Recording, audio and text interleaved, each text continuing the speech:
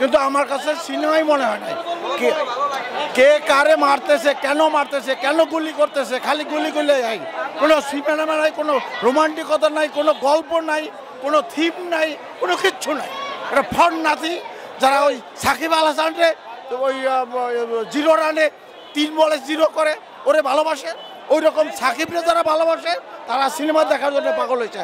আসলে সিনেমার গল্পের মধ্যে কিচ্ছু নেই।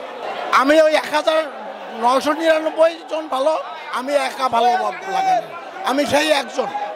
ওই যে তুফান, ভয় পাইছি, এরকম 2-1টা সং লাগবে, এটা আমরাও লাগতে পারি। আচ্ছা, কার অভিনয় সিনেমাতে সবচেয়ে ভালো লেগেছে? এখানে অভিনয়ের কোনো সুযোগও নাই, আর ওই খালি মারামারি আর গুলি গোলাগুলি। তো এর মধ্যে আমার মনে হয় যে ওই সাকিবের থেকে চঞ্চল ভালো করছে।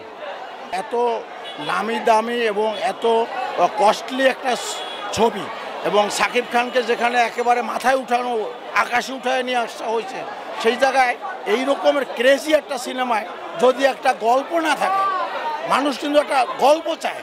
উপন্যাস বলেন, কবিতা বলেন, নাটক বলেন, সিনেমা বলেন, একটা গল্প চায়। There is no any story.